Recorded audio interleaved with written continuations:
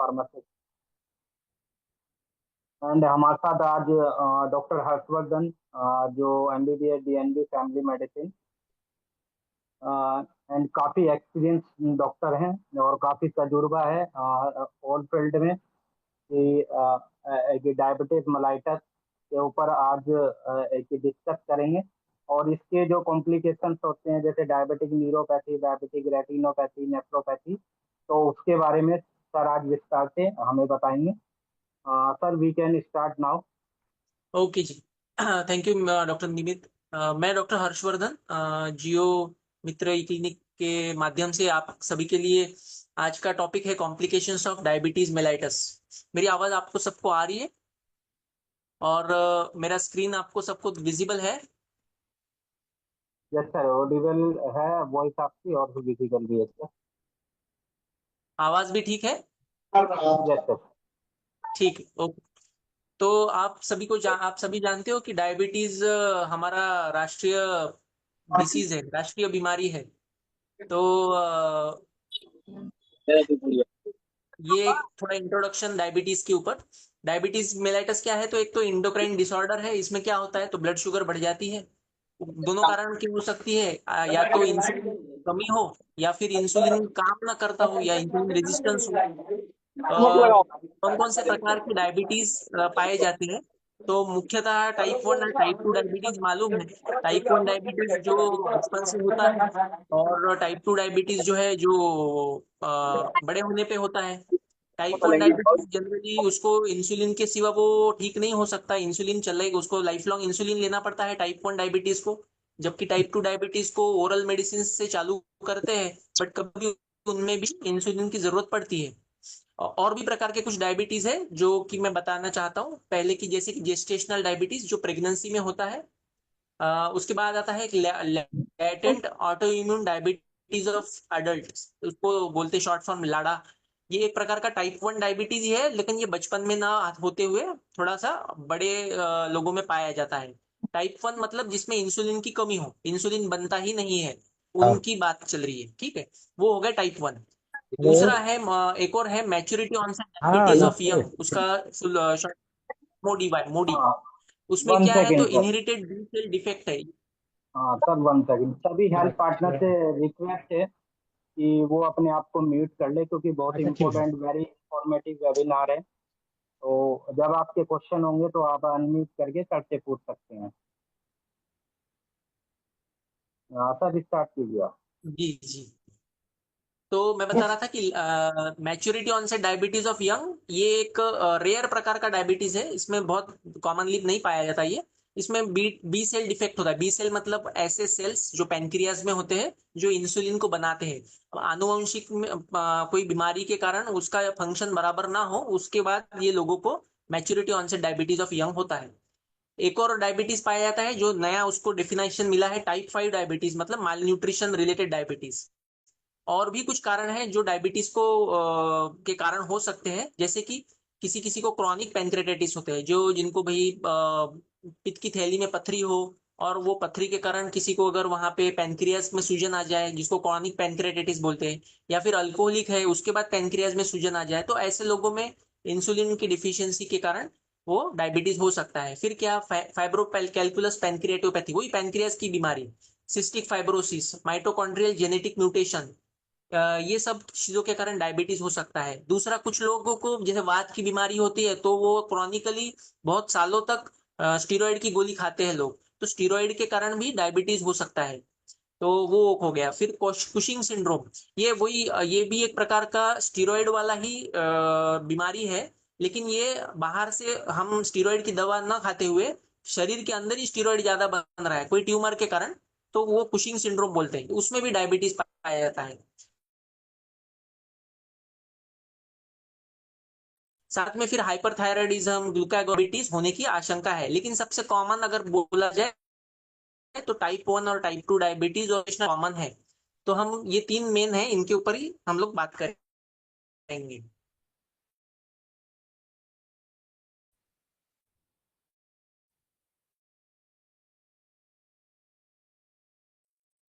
Next होता है, अ, वजन होता है, वो पतला बच्चा होता है, प्रेजेंट कैसे करता है, तो उसको भूख बहुत लग रही है, प्यास बहुत लग रही है, या पेशाब बहुत जा रहा है, वेट लॉस हो रहा है, ऐसे प्रेजेंट होता है। जबकि टाइप 2 डायबिटीज जो है वो उसका ग्रेजुअल ऑनसेट होता है, एकदम सडन ऑनसेट नहीं होता है, धीरे धीरे होता है वो शुरू, पहले प्री डायबिटीज होगा, फिर डायबिटीज होगा। जनरली बड़ों में पाया जाता है। पेशेंट जनरली, ऐसा नहीं है, जरूरी नहीं है, बट मोस्ट कॉमनली मोटापा होता है पेशेंट को टाइप 2 डायबिटीज के। और कीटो एसिडोसिस नाम की जो कॉम्प्लिकेशन है जिसके बारे में हम लोग आगे डिस्कस करेंगे, वो कॉमनली टाइप 1 में पाई जाती है, टाइप 2 में रेयर है। टाइप 1 क्यों होता है, तो बेसिकली हमारे शरीर में कुछ एंटीबॉडीज बनती है, एक ऐसे कुछ पदार्थ या तत्व बनते हैं वो पेशेंट के शरीर में, जो उसके ही शरीर के पैनक्रियाज को खत्म कर देते हैं। पैनक्रियाज ये ऐसी ग्रंथि है जो पेट के पीछे साइड होती है, जो इंसुलिन नाम का पदार्थ सिक्रेट करती है शरीर में। और इंसुलिन का काम होता है हमारे जो भी हम लोग खाते हैं उसका ग्लूकोज में कन्वर्जन और ग्लूकोज का एब्जॉर्प्शन सेलुलर लेवल पे। तो ग्लूकोज हमारी क्या है, करेंसी है, पैसा है शरीर का। तो हर चीज को, हर पेशी को चलने के लिए ग्लूकोज की जरूरत है। अगर वो पेशी को ग्लूकोज ना मिले तो वो मर जाएगी। तो इंसुलिन जो है वो बेसिकली ग्लूकोज को खून से पेशी में पहुंचाने का काम करता है। तो अगर वो इंसुलिन ही ना बने तो शरीर को ग्लूकोज मिलेगा नहीं। तो फिर ये सब डायबिटीज के, टाइप 1 डायबिटीज के फीचर्स और कॉम्प्लिकेशंस आगे होंगे। और टाइप 2 डायबिटीज में इंसुलिन तो बन रहा है, लेकिन रेजिस्टेंस है, मतलब वो काम ही नहीं कर पा रहा है, उसको जिस जगह पे जाके चिपकना होता है वहां पे वो चिपक नहीं रहा है, या वो वहां पे काम नहीं कर रहा है। उसके रीजंस अलग है, वहां पे रिसेप्टर्स का प्रॉब्लम है या मोटापा है, वो कारण उसका रेजिस्टेंस का है टाइप 2 डायबिटीज में। ठीक है।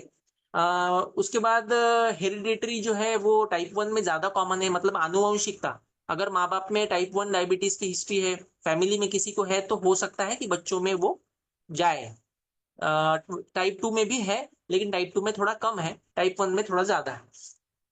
उसके बाद कॉमन कौन सा बीमारी है, तो टाइप 1 थोड़ा कम कॉमन है। ज्यादा जो कॉमन है पूरे दुनिया में वो टाइप 2 ही सबसे कॉमन है। टाइप 2 मतलब जो बड़ा वाला, बड़े ऑनसेट में, मतलब अडल्ट एज में जो आता है वो। अब कितना इसका, ये बीमारी का जो है प्रकोप कितना है हमारे इंडिया में सिर्फ, तो लैंसेट नाम की, लैंसेट का एक जर्नल है, उसमें एक स्टडी पब्लिश हुआ था, उसमें बताया गया कि अप्रोक्सीमेटली 11.4% पॉपुलेशन, मतलब लगभग पकड़ लो 10 करोड़ लोग इससे पीड़ित है। और प्री डायबिटीज, मतलब जिनको पूरी तरह अभी डायबिटीज डेवलप नहीं हुआ है, वैसे भी लोग काफी है। मतलब हमारी पॉपुलेशन 150 करोड़ की है, तो 15% लोग प्री डायबिटीज के साथ जी रहे हैं अभी एट प्रेजेंट। और आगे चल के ये प्रिवेलेंस, मतलब ये बीमारी का जो प्रकोप है वो बढ़ने की आशंका है। 136 मिलियन लोग 2045 तक डायबिटीज की इसमें आ जाएंगे, ऐसा लग रहा है। अब सबसे खतरनाक तो इसके जो मौत के, उसके जो डेथ काउंट्स है, 4.2 मिलियन डेथ्स, ये डायबिटीज के कारण लोग मरते हैं एक साल में हमारे इंडिया में। तो बेसिकली हमारा जो अभी रहन सहन है वो सिडेंटरी लाइफस्टाइल के तरफ जा रहा है। हम लोग जो है एक्सरसाइज, फिजिकल एक्सरसाइज हम लोग नहीं करते हैं, क्योंकि हमको वो जरूरत नहीं पड़ती है टेक्नोलॉजी के कारण। और हमारा जो ये है इनकम भी बढ़ गया है, उसके कारण हम लोग अफोर्ड भी कर लेते हैं व्हीकल्स और ये सब, तो हमारा फिजिकल एक्टिविटी बहुत कम हो गया है। साथ में जो खाने की जो ये है खाने का, आई मीन डाइट जो है वो, लेकिन अभी बहुत हाई कार्बोहाइड्रेट डाइट, मतलब बहुत रिच है, शुगर में बहुत रिच है, फैट में बहुत रिच है, कार्बोहाइड्रेट में बहुत रिच है। लेकिन हम उसको उसको यूटिलाइज नहीं करते, मतलब वो खाना तो खा लेते हैं, पेट तो भर जाता है, लेकिन उसको जला नहीं पाते। तो फिर वो कॉन्स्टेंटली जो है, अगर हम वो चीज को हम लोग यूज नहीं कर पाएंगे तो वो, उसके कारण फिर डायबिटीज आगे चल के डेवलप होता है। अब डायग्नोसिस कैसे करेंगे मेडिसिन को, तो सबसे कॉमन सिम्टम्स जो पाए जाते हैं, पॉलिप्सिया, मतलब बहुत ज्यादा पेशेंट को ये बोलेगा कि बहुत प्यास लग रही है, बहुत ज्यादा प्यास लग रही है, तो कंटिन्यू पानी पिएगा। उसके बाद भूख बहुत लग रही है, बहुत खाने की उसको बहुत इच्छा रहेगी, भूख भूख होगा उसका, वजन कम होगा, पेशाब। ये अगर उसके सिम्टम्स अगर है, कोई बोलता है, तो आपने ये जरूर रखना है ध्यान में कि हो सकता है कि इसको डायबिटीज निकले, तो उसकी शुगर की जांच जरूर करवानी है। कभी कभी दिखने में भी परेशानी होती है। अब ये WHO जो है उसके क्राइटेरिया है डायबिटीज का, किसको डायबिटीज है किसको नहीं है, ये कैसे डिसाइड करते हैं, तो ब्लड टेस्ट के अनुसार डिसाइड होता है। तो खाली पेट जो है ऐसा बोला जाता है कि 100-110 के नीचे अगर खाली पेट आपका ब्लड शुगर है तो आप नॉर्मल है। 110 से 125 के बीच में है तो मतलब आप प्री डायबिटिक है, मतलब आपको हो सकता है कि आपको डायबिटीज आगे चल के डेवलप हो। और 126 से अगर ज्यादा है फास्टिंग, मतलब खाली पेट वाला शुगर, ब्लड शुगर अगर 126 से ज्यादा है तो मतलब हाँ आपको डायबिटीज हो गया है। खाना खाने के 2 घंटे बाद वाला जो है, अगर वो 140 के नीचे है तो बोलते हैं कि हाँ भाई ये पेशेंट ठीक है, इसको कोई डायबिटीज नहीं है। अगर खाना खाने के बाद वाला अगर 140 से ज्यादा है लेकिन 200 से कम है तो बोलेंगे कि हाँ इसको प्री डायबिटीज है, मतलब रिस्क है इसको डेवलप होने का। और 200 के ऊपर है तो 100% डायबिटीज है, खाना खाने के 2 घंटे बाद वाला शुगर। साथ में एक और टेस्ट है HbA1c। ये HbA1c बेसिकली पिछले 3 महीने का हमारा ब्लड शुगर लेवल बताती है। तो भले ही कभी कभी डॉक्टर बताते हैं कि आप कल खाली पेट और खाना खाने के बाद वाला शुगर करके आइए, तो पेशेंट फिर बहुत कॉन्शियस हो जाते हैं, तो रात को खाना नहीं खाएंगे और उपवास करेंगे और फिर अच्छा रिपोर्ट लाने के लिए वो ट्राई करेंगे। तो लेकिन ये HbA1c से पेशेंट झूठ नहीं बोल सकता, उसका जो झूठ है वो पकड़ में आ जाता है। तो 3 महीने का जो है ब्लड शुगर वो बताता है। तो नॉर्मल है लेस देन 6%, लेस देन 6% अगर HbA1c है तो मतलब पेशेंट नॉर्मल है। अगर 6 से 6.4 तक बताया है तो प्री डायबिटिक है। 6.5 के ऊपर है तो 100% डायबिटीज ही है पेशेंट को। तो ये तीनों चीजें हम लोग यूज करते हैं, उसके अनुसार फिर हम लोग डायग्नोसिस करते हैं कि हाँ पेशेंट को डायबिटीज है या नहीं है। तो ये कुछ शुरुआती लक्षण हैं जो डायबिटीज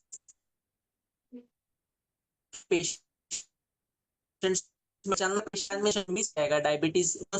और जो चीज बहुत सस्ते में या बहुत कम इसमें मैनेज हो सकती थी, उसको फिर बहुत ज्यादा खर्चा होगा और कॉम्प्लिकेशन भी बढ़ेंगे। तो ये जैसे मैंने पहले ही बताया कि भूख बहुत लगना, पानी प्यास बहुत लगना या पेशाब को बहुत बार जाना, ये तो मैंने बता दिया ऑलरेडी। उसके अलावा कुछ जैसे मोटापा होना, है ना, मोटापा होना ये भी एक लक्षण है।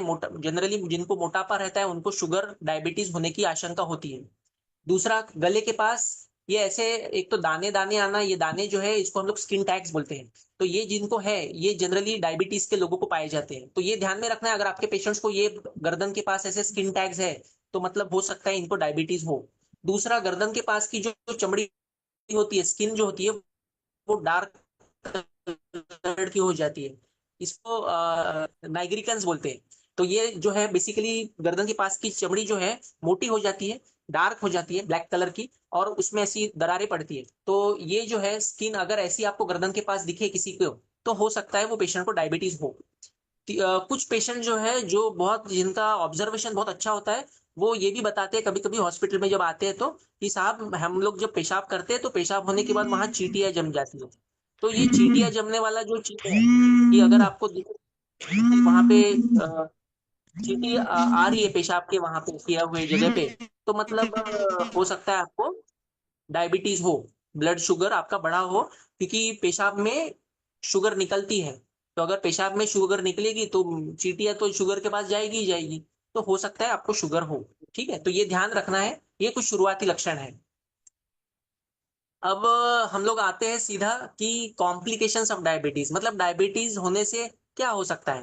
क्योंकि डायबिटीज के पेशेंट को ये जो लक्षण है तो बहुत छोटे हैं, इसको तो बहुत लोग नजरअंदाज कर देते हैं। उनको लगता है ये तो क्या है, नेचुरल है, नॉर्मल है, मुझे तो कोई तकलीफ नहीं, मैं अपना काम कर पा रहा हूँ, खा पी रहा हूँ, सो रहा हूँ, मुझे तो कोई तकलीफ नहीं, कोई दर्द नहीं, कुछ नहीं। तो इतना चिंता क्यों, ये डॉक्टर इतना क्यों बताते हैं ये है वो है। तो बेसिकली इमीडिएटली तो होते नहीं है कुछ कॉम्प्लिकेशंस, लेकिन जब लॉन्ग टर्म जब डायबिटीज बहुत दिनों तक बहुत सालों तक रहता है अनकंट्रोल्ड, तो फिर ये सब कॉम्प्लिकेशंस आते हैं। तो कुछ अक्यूट कॉम्प्लिकेशंस होते हैं और कुछ क्रॉनिक कॉम्प्लिकेशन। अक्यूट कॉम्प्लिकेशन मतलब कि जो सीरियस वाले हैं, जिनके ऊपर तुरंत एक्शन लेना जरूरी होता है, और जो क्रॉनिक वाले मतलब जो बहुत साल के डायबिटीज के बाद डेवलप होते हैं। तो अक्यूट कॉम्प्लिकेशंस मतलब ketoacidosis, hypoosmolar hypoglycaemic non ketotic syndrome. And chronic complication में दो चीजें हैं, माइक्रोवस्कुलर कॉम्प्लिकेशन, मैक्रोवस्कुलर। तो बेसिकली डायबिटीज रहने से क्या होता है, जब बहुत सालों तक पेशेंट को डायबिटीज हो और वो कंट्रोल ना हो, तो उसकी जो खून की जो नसें होती है उस पे असर पड़ना चालू होता है। अब खून की नसें भी हमारे शरीर में बहुत प्रकार की होती है, कुछ बहुत माहिम महिम जो होती है, माइक्रो मतलब बहुत बारीक नसें होती है, और कुछ होती है जो बड़ी नसें होती है। तो वो दोनों पे असर पड़ना चालू होता है। और उसके कारण फिर अलग अलग जो है तकलीफें या कॉम्प्लिकेशंस डेवलप होती है। तो माइक्रोवास्कुलर मतलब महीन जो धमनियां होती है या नसें होती है, उसके ऊपर पड़ने से क्या हो सकता है, तो आंखें खराब होना, जो कि डायबिटिक रेटिनोपैथी, किडनी खराब होना, डायबिटिक नेफ्रोपैथी, और नसें मतलब हमारी नर्व्स होती है जो हमको क्या कहते हैं उसको, सेंसेशंस जो है, पेन, दर्द होना, टच होना, ये जो सेंसेशंस हमको पता चलती है, ये नर्व्स को भी असर पड़ना, उसको न्यूरोपैथी बोलते हैं, तो डायबिटिक न्यूरोपैथी। तो ये तीन चीजें हैं, ये माइक्रोवास्कुलर में आता है। मैक्रोवास्कुलर मतलब जो बड़ी नसों के कारण अगर वो खराब होती है डायबिटीज के कारण, तो उसके कारण होने वाली जो बीमारियां है, तो स्ट्रोक मतलब लकवा, लकवा होना, हार्ट में हार्ट अटैक आना, और पेरिफेरल वस्कुलर डिसीज मतलब हाथों की और पैरों की नसें अगर प्रॉब्लम हो जाए तो उसमें गैंग्रीन होने की भी संभावना होती है। इसको मैं हम लोग डिटेल में बात करेंगे।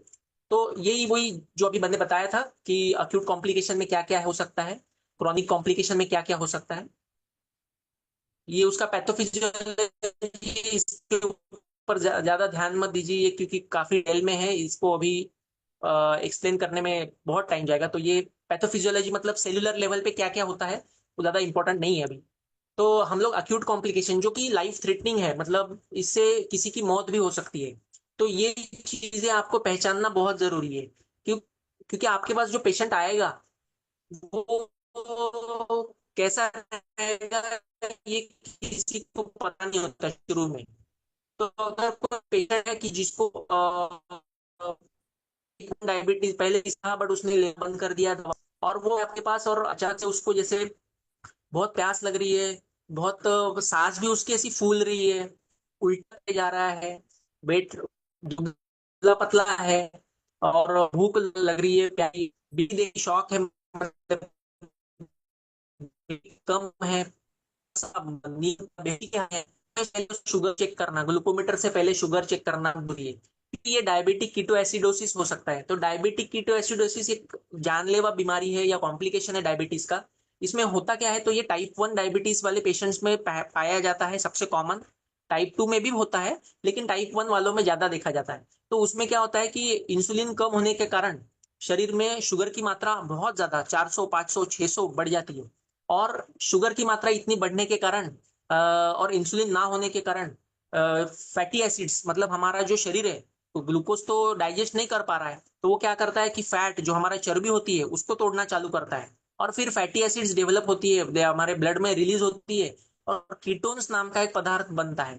तो कीटो एसिडोसिस उसके नाम में ही लिखा हुआ है, कीटो एसिडोसिस मतलब शरीर में कीटोन्स की मात्रा बहुत ज्यादा पाई जाती है।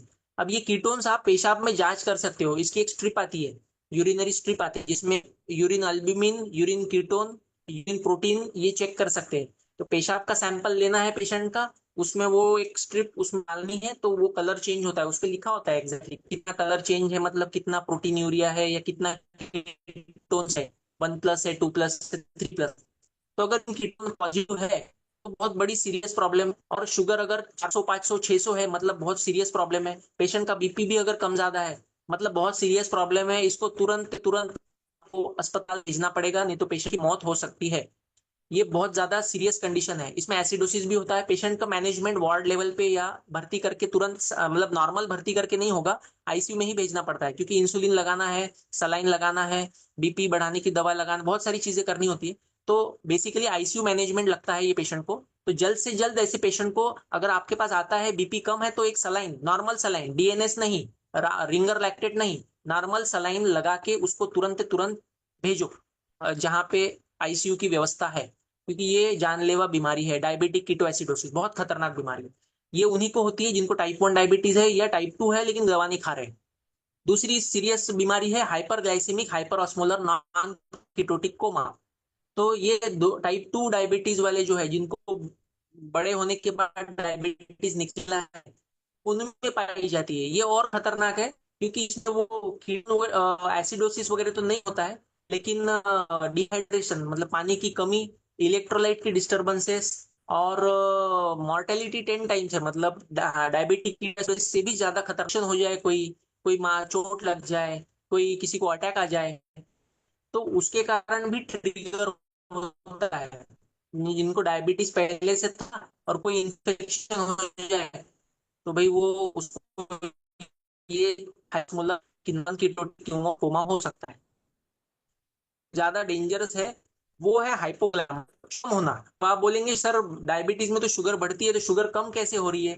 तो शुगर कम होने के कारण होते हैं कि अगर पेशेंट से इंसुलिन पे है या फिर टैबलेट्स पे भी है, लेकिन अगर सही से नहीं जितना बताया उतनी ने ज्यादा लिया टैबलेट, जरूरत से ज्यादा ले लिया, दवा तो ले लिया लेकिन खाना ही नहीं खाया, है ना, उपवास कर लिया, या फिर इंसुलिन जितना देना था उससे ज्यादा ले लिया, तो इसके कारण भी जो है शुगर कम हो सकती है।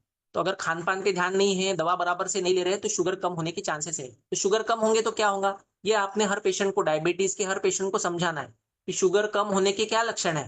तो शुगर कम होने के लक्षण है मतलब पेशेंट को घबराहट होना, पसीना छूटना, उसके बाद हाथों में कंपन आना, फिर बेहोशी की हालत या चक्कर आना, अंधेरी आना, फिर बहुत कमजोरी लगना। ये सब चीजें जो है ये हाइपोग्लाइसीमिया मतलब शुगर कम होने के। किसी को फिट भी आ सकती है अगर बहुत ज्यादा शुगर कम हो जाए तो तुरंत अगर कोई ऐसा कोई पेशेंट आता है आपके पास क्लिनिक में तो उसका शुगर चेक करना है। अगर शुगर 60-70 ऐसा कुछ बता रहा है तो उसको फिर कुछ मीठा खाने के लिए या पीने के लिए नींबू पानी दे देना है। अगर उससे भी कम है तो फिर डेक्सट्रोज ही लगाना पड़ेगा, 10% डेक्सट्रोज या डीएनएस या 25% जैसा होगा आपके पास वो अवेलेबल, वो लगाना पड़ेगा अगर बहुत कम है तो शुगर चेक करना, कोई भी पेशेंट बेहोशी की हालत में आए तो शुगर पहले चेक करना जरूरी है कि भाई पेशेंट का कहीं शुगर तो कम नहीं है। अब आते हैं हम लोग इसके क्रॉनिक कॉम्प्लिकेशन, मतलब जब शुगर की बीमारी काफी साल से होती है तो फिर क्या क्या हो सकता है। जैसे मैंने बताया micro angiopathy and microvascular disease. Micro angiopathy मतलब छोटी धमनियों में खराबी आने के कारण बीमारियां होती है, तो उसमें diabetic retinopathy, diabetic nephropathy, diabetic neuropathy, encephalopathy मतलब दिमाग पे असर होना, कार्डियोमायोपैथी मतलब हार्ट पे असर होना, इरेक्टाइल डिस्फंक्शन मतलब नपुंसकता आना, पेरिडोंटल डिसीज मतलब कुछ मसूड़ों में तकलीफ होना। ये हो गए माइक्रो एंजियोपैथी। मैक्रोवेस्कुलर डिसीज जो है वो बड़ी धमनियों में अगर प्रॉब्लम आ जाए, लॉन्ग टर्म अगर ज्यादा दिनों तक डायबिटीज रहे और कंट्रोल ना रहे तो क्या क्या हो सकता है? तो हार्ट अटैक आ सकता है। पेरिफेरल वस्कुलर डिसीज मतलब हाथ या पैर का गैंग्रीन, क्योंकि वहां की बड़ी धमनियों में असर होने के कारण ब्लड फ्लो वहां का ठीक नहीं रहता है, बंद पड़ता है, नैरो हो जाती है, बारीक हो जाती है ब्लड वेसल, तो ब्लड जाता ही नहीं है उंगलियों के पास, तो वो काली पड़ना शुरू हो जाती है, वहां का सेंसेशन कम ज्यादा होने लग जाता है। तो पेरिफेरल वस्कुलर डिसीज। लकवा मारना, सेरेब्रोवस्कुलर डिसीज मतलब लकवा मारना, पैरालिसिस होना, मुंह टेढ़ा होना, जबान में आवाज में बदल होना, या फिर हाथ पैर में शक्ति ना रहना, ये लकवा मारना तो जनरली डायबिटिक्स में होता है।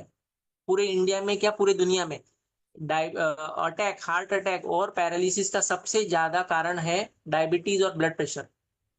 फिर डायबिटिक फुट मतलब पैरों में कुछ फोड़ा फुंसी होना और फिर आगे चल के उसका बहुत ज्यादा बढ़ना, वो फोड़ा फुंसी और पैर काटने की नौबत आना, वो हो गया डायबिटिक फुट। उसके बाद डायबिटिक मायोनेक्रोसिस मतलब मसल वेस्टिंग होना। फिर कैरोटिड आर्टरी स्टिनोसिस, बड़ी धमनियों में कुछ ब्लॉकेज आना। फीमेल इनफर्टिलिटी, नपुंसकता, औरतों में नपुंसकता। पीसीओएस मतलब पॉलीसिस्टिक ओवेरियन सिंड्रोम मतलब जो स्त्री अंडाशय होते हैं उसमें सिस्ट आना। ये सब ये डायबिटीज के कारण होने वाली चीजें हैं। अब थोड़ा सा एक पैनक्रियास, कैंसर, कौन कौन से कैंसर हो सकते हैं डायबिटीज के कारण? तो पैनक्रियास का कैंसर हो सकता है, breast cancer, colon cancer, bladder cancer, endometrial cancer, ये सब चीजें होने की संभावना होती है। मतलब ये उसका एसोसिएशन पाया गया है, ऐसा नहीं कि हर डायबिटीज के पेशेंट को कैंसर होगा, ऐसा नहीं है, बट ये कुछ कुछ उसका एसोसिएशन है। फिर इम्यून कॉम्प्रोमाइज मतलब कि इन्फेक्शन होना। इन्फेक्शन तो इतने कॉमन है डायबिटिक्स में, मेरी ओपीडी में रेगुलरली आते हैं पेशेंट तो मैं उनको देखता हूँ। तो ये आप राइट साइड में देख रहे हो, उंगली के पास यहाँ पस जमा हुआ है, नाखून के पास दिख रहा है किसी को, वहां पे उसको पैरोनाइकिया बोलते हैं। तो ये अगर किसी को आपके पेशेंट के हो तो उसका शुगर जरूर चेक करना है, क्योंकि ये जनरली डायबिटिक पेशेंट्स को ही होता है, बाकी लोगों को भी हो सकता है लेकिन डायबिटिक को बहुत कॉमन है। तो इसको फिर चीरा लगा के ये पस निकालना होता है और इसका एंटीबायोटिक ट्रीटमेंट करना पड़ता है। ये पीछे जो दिख रहा है लेफ्ट हैंड साइड में, ऊपर के तरफ गर्दन के पास ऐसे जो फोड़े फोड़े आ रहे हैं, इसको हम लोग कार्बंकल बोलते हैं। तो ये कार्बंकल भी जो है ये भी डायबिटीज का कॉम्प्लिकेशन है। ये कहीं भी हो सकता है, पीठ पे हो सकता है, पेट पे हो सकता है, जांग पे हो सकता है, कहीं पे भी हो सकता है। कार्बंकल। तीसरा, ये नागिन, हम लोग यहाँ पे महाराष्ट्र में हम लोग इसको नागिन बोलते हैं। तो बेसिकली हर्पीज जोस्टर इन्फेक्शन है, और उसके कारण जो है एक साइड में शरीर की एक ही तरफ, या तो दाएं तरफ या बाएं तरफ, और एक लेवल में ऐसे फोड़े, फुंसी जो है रैश जैसा आ जाता है, और ये बहुत पेनफुल कंडीशन है। तो ये होता है, इसको हर्पिस जोस्टर बोलते हैं। तो अगर किसी को होता है तो ये आपने बैक ऑफ द माइंड आपके रहना चाहिए कि हो सकता है इसको डायबिटीज हो, तो शुगर चेक कर लिया जाए। फिर ये इधर नीचे के साइड में आपको दिख रहा है ओरल थ्रश या ओरल कैंडिडियासिस। अगर आपने ओरल एग्जामिनेशन किया और आपको ऐसा व्हाइट व्हाइट दिखता है वहां पे, तो मतलब वहां पे फंगल इन्फेक्शन है। कैंडिडियासिस मतलब फंगल इन्फेक्शन, ओरल कैंडिडियासिस। तो ये जनरली किसी को अगर डायबिटीज हो, एचआईवी हो, उनमें पाया जाता है। तो अगर कोई पेशेंट आता है आपके पास ऐसा, तो उसका डायबिटीज स्टेटस, एचआईवी स्टेटस, ये सब चेक करना है। अब ये जो एक चार्ट दिख रहा है आपको, इसमें ये सारे इन्फेक्शन आप पेशेंट को हो सकते हैं। मैंने पहले ही बताया, जैसे हेड एंड नेक रीजन में क्या है, तो हर्पिस जोस्टर, ऑप्थेल्मिकस, आंखों का एक्सटर्नल ओटाइटिस, पेरियोडोंटल इन्फेक्शन मतलब दांतों का इन्फेक्शन, ओरल कैंडिडियासिस, कानों का इन्फेक्शन। फिर रेस्पिरेटरी में क्या है, तो निमोनिया हो सकता है, टीबी। डायबिटीज के पेशेंट को टीबी बहुत कॉमनली होता है। तो ये ध्यान में रखना है कि अगर टीबी का पेशेंट है और उसका डायबिटीज है, तो उसको डायबिटीज का ट्रीटमेंट बहुत अच्छे से मिलना जरूरी है। उसके बाद पेट में क्या हो सकता है, तो पित्त की थैली में पथरी हो और डायबिटीज हो, तो उसमें सूजन आना, वहां इन्फेक्शन होना, कोलेसिस्टाइटिस, ये होना, ये हो सकता है। लीवर में फोड़ा बनना, पायोजेनिक लीवर एब्सेस। पेट में फोड़े बनना, ये भी हो सकता है। जेनाइटो यूरिनरी मतलब अ, पेशाब के रास्ते के आसपास में इन्फेक्शन होना। कुछ लोग होते हैं वो जैसे मेल्स में पेनिस के सामने की जो स्किन होती है वो पीछे करके साफ सफाई करना, डेली साफ रखना जरूरी होता है। कुछ लोग वो फॉलो नहीं करते हैं, और उनको अगर शुगर भी हो तो वहां इन्फेक्शन होना बहुत कॉमन है। आसपास में लेटरिन के रास्ते के आसपास या पेशाब के रास्ते के आसपास अगर कोई पस फोड़ा हो रहा है तो नहीं, इसमें डायबिटीज में। उसके बाद आपका हाथों पैरों में फोड़े, जैसे मैंने बताया, डायबिटिक फुट होना या ये होना, वो भी बहुत कॉमन है। सॉरी। अब हम जो है सेपरेट स्पेसिफिक कॉम्प्लिकेशन पे आते हैं। तो डायबिटिक नेफ्रोपैथी मतलब डायबिटीज से किडनी पे क्या असर होता है।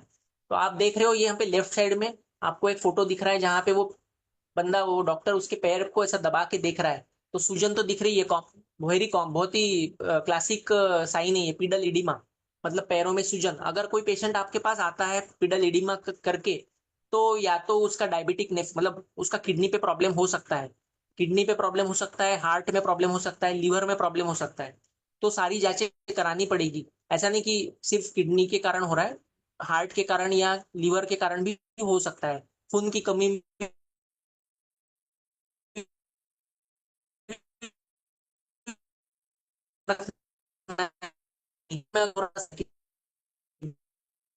किडनी पे शायद असर पड़ रहा है इसके। तो जैसे ये आपको राइट साइड में एक फोटो दिख रहा है, ये माइक्रोस किडनी का जो माइक्रोस्कोप के नीचे देखा गया ये फोटो है, स्लाइड है। इसमें जो है बेसमेंट मेम्ब्रेन जो होती है, यहाँ पे बेसमेंट मेम्ब्रेन होती है, वो थिकनिंग होना, वहां पे ग्लोमेरुलोस्क्लेरोसिस होना, ये सब चीजें चेंजेस पाए जाते हैं जो किडनी खराब होने के लक्षण है। इसमें भी स्टेजेस होती है, stage 1, stage 2, stage 3, stage 4, stage 5। तो यूरिन अल्ब्यूमिन जो मैंने पहले बताया था, एक बॉटल आती है जिसमें स्ट्रिप्स होती है, वो स्ट्रिप से आप यूरिन टेस्ट कर सकते हैं। यूरिन में प्रोटीन है, अल्ब्यूमिन है नहीं है, कीटोन है नहीं है। तो उससे अगर अगर उसमें अल्ब्यूमिन पॉजिटिव आ रहा है, तो आपने ध्यान रखना है कि अगर पॉजिटिव है मतलब पेशेंट के किडनी पे ऑलरेडी असर पड़ना चालू हो गया है। तो पेशेंट का अगर ब्लड प्रेशर ज्यादा है, यूरिन में अल्ब्यूमिन है, और पैरों में सूजन है, तो मतलब किडनी पे असर पड़ना चालू हो गया है। तो ये क्राइटेरिया है इसके। ये यूरिन एल्ब्यूमिन कितना रहने से हम लोग उसको स्टेज 5 बोलेंगे, और कितना रहने से स्टेज 1 बोलेंगे। तो ये सब थोड़ा सा देखना पड़ेगा आपको। ये लेफ्ट साइड का जो चार्ट है वो भी वही बता रहा है कि कितना एल्ब्यूमिन होने से कौन सी स्टेज पाई जाती है। तो अगर बहुत ज्यादा एल्ब्यूमिन निकल रहा है यूरिन में, तो आगे चल के आपकी किडनी पे असर पड़ेगा और किडनी खराब होने के लक्षण है। ज्यादा स्टेज 5 वगैरह रहता है तो किडनी डायलिसिस ही लगेगा। अर्ली स्टेज में है तो कंट्रोल कर सकते हैं कुछ। तो ये हो गया डायबिटिक नेफ्रोपैथी। ये होता उसी कारण है, अगर शुगर कंट्रोल नहीं है, दवाई बराबर नहीं खा रहे हैं, तो ही होता है ये। डायबिटिक न्यूरोपैथी मतलब डायबिटीज, लॉन्ग टर्म डायबिटीज के कारण नसों पे असर पड़ना। तो ये चार्ट ऊपर का आप लेफ्ट साइड का देख रहे हो, तो ये सबसे कॉमन है डिजिटल सिमेट्री।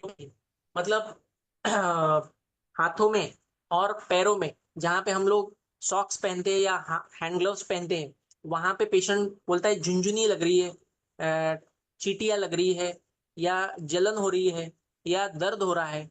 अगर ऐसा पेशेंट बोलता है कि हाथों में और पैरों में, जहां पे हम लोग मोजे पहनते हैं और हैंड ग्लव्स पहनते हैं, वहां अगर हो रहा है, तो मतलब उसको diabetic polyneuropathy, peripheral neuropathy develop हो रही है।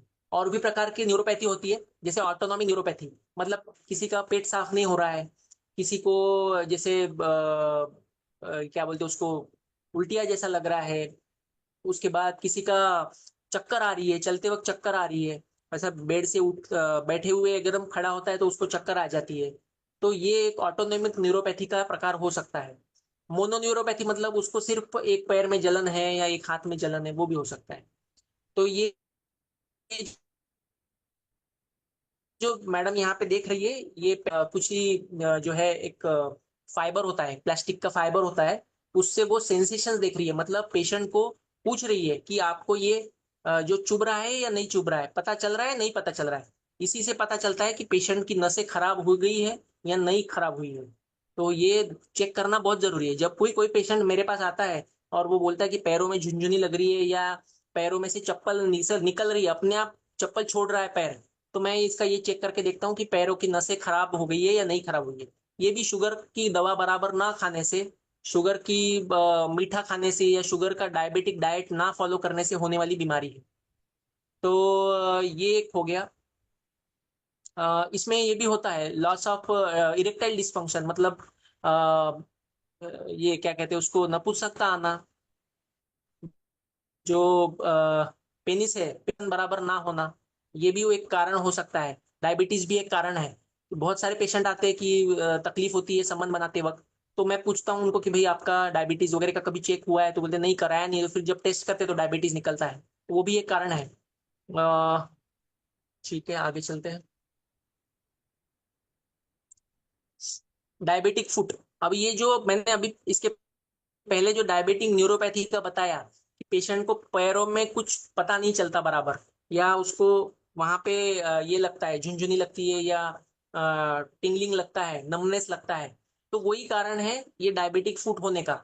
बहुत सारे पेशेंट जो है बिना चप्पल के चलते हैं, और फिर उनको अगर नॉर्मल हम लोग चले तो हमको कुछ कंकड़ लग जाए, कांटा लग जाए, तो हमको पता चलता है, तुरंत दर्द होता है, पता चलता है, तो हम लोग उसको देखते हैं, उसको निकालते हैं, वहां पे मलम पट्टी करते हैं, उसको ध्यान देते हैं।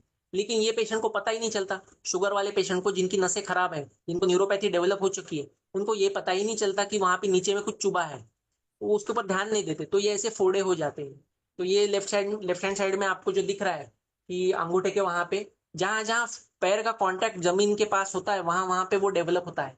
और वो अल्सर धीरे धीरे उनको, जब तक वो बड़ा नहीं हो जाता तब तक पेशेंट के ध्यान में ही नहीं आता, क्योंकि ना उसको तकलीफ हो रही है ना कुछ हो रहा है। जब उसमें से स्मेल आना चालू हो जाती है, तब पेशेंट देखता है कि अरे भाई यहाँ तो कुछ फोड़ा हो गया है अपने को। तो इसकी भी ग्रेड्स है कि भाई कुछ नहीं है, छोटा सा सुपरफिशियल अल्सर है, थोड़ा बड़ा हो गया है, डीप अल्सर है, अब वहां पे एब्सेस बन गया है और हड्डी भी इन्वॉल्व हो गई है, उसके बाद गैंग्रीन ही हो गया है, गैंग्रीन पूरा का पूरा, आधा पैर गैंग्रीन है, पूरा पूरा पैर गैंग्रीन। आगे आगे चल के जब ज्यादा बड़ा डायबिटिक फुट हो और वो ठीक ना हो, तो फिर पैर या उंगली काटने की नौबत आती है। तो ये आप फोटो देख रहे हो, यहाँ पे एम्पुटेशन हो गया, मतलब ये अंगूठा निकाल दिया है उसका, क्योंकि अभी वो बचाने लायक बचा नहीं है पैर, वो उसका अंगूठा निकालना पड़ा। तो ये बहुत कॉमन कॉम्प्लिकेशन है, इसके कारण बहुत सारे पेशेंट की डेथ भी होती है। और मॉर्टेलिटी तो होती है, मॉर्बिडिटी मतलब उनके रहन सहन में, उनको डेली की एक्टिविटी में बहुत तकलीफ होती है, बहुत ये जल्दी घाव भरते नहीं है। तो अगर किसी के पैर में कुछ फोड़ा फुंसी हो तो उसके ऊपर ध्यान रखना बहुत जरूरी है, डायबिटीज के पेशेंट्स को स्पेशली। नई चप्पल खरीदते हैं तो ये ध्यान ध्यान रखना जरूरी है कि कहीं वो चप्पल काट तो नहीं रही है, कहीं चुभ तो नहीं रहा कुछ, क्योंकि वो पहन लेते हैं और फिर उसके कारण असर हो जाता है। ये है डायबिटिक फुट। ये भी उन्हीं को होता है जिनका डायबिटीज कंट्रोल में नहीं है, शुगर कंट्रोल में नहीं है। अब आते हैं हम लोग स्टेजेस ऑफ मतलब डायबिटिक रेटिनोपैथी, मतलब आंखें खराब होना। तो ये आपको ऊपर साइड में एक मैंने फंडस का पिक्चर डाला हुआ है, लेफ्ट हैंड साइड अपर में। ये नॉर्मल है, नॉर्मल रेटाइना इस तरह होता है। ये हम लोग इसको बोलते हैं ऑप्टिक डिस्क।